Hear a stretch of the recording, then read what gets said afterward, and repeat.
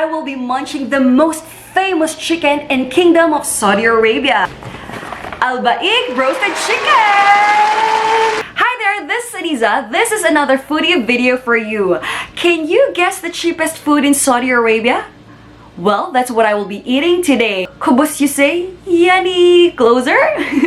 Who else have tried Tamis here? Me!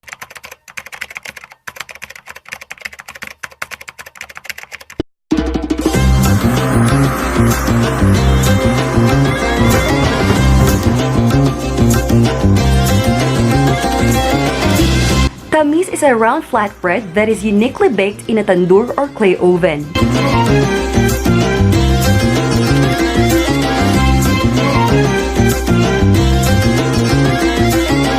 It doesn't contain added fats at all.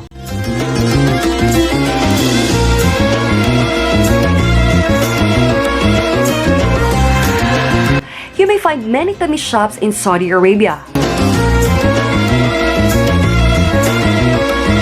They also make za'atar bread for 6 riyals, plain kubus for 1 riyal, and Tamis with sugar only is 2 riyals, and Tamis with sugar and cheese is 6 riyals.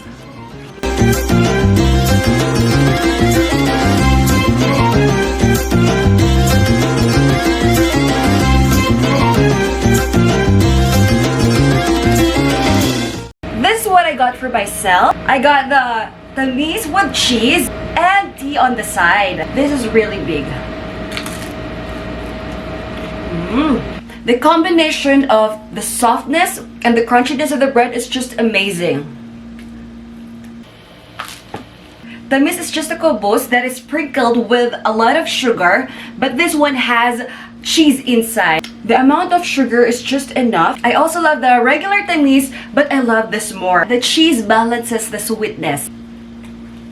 This is really good for breakfast. It can go along with hot chocolate, coffee, or tea. But for me, I prefer green tea.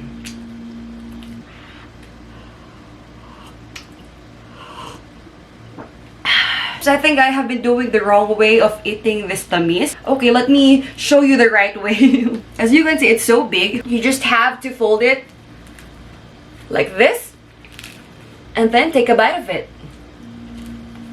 I love eating, but the size of this bread is just too big for my tummy. The thickness of the bread is okay, it's very fine. This is just 6 riyals, so this is good for 4 to 6 people already. There are a few parts of the bread that are a bit burnt, like this one, see that? I am sure you will agree with me that the breads that are cooked in a wooden-fired oven are way tastier than the breads that are cooked in an electric oven. It makes me feel happy that there are still shops that use the traditional way of baking, yung ginagamit yung pugot, because as you can see, the traditional way of baking now is nearly extinct. This can be eaten at breakfast or it can be your snack. Khalas! I already finished one big slice of this. And I'm already full. Okay. What is my final verdict on this Tamis Arabic bread? Well, it is simply flavorful, especially if it is fresh from the oven. It is very cheap, of course. There may be 2 to 3 small burnt parts, and it dries quickly, which I understand because there is no added fats at all. But since it is not only me who loves it, there are a lot of people, be it kids, adults, different nationalities, love this Arabic bread so much. If I would rate this on a scale of 1 to 10, it would be 9.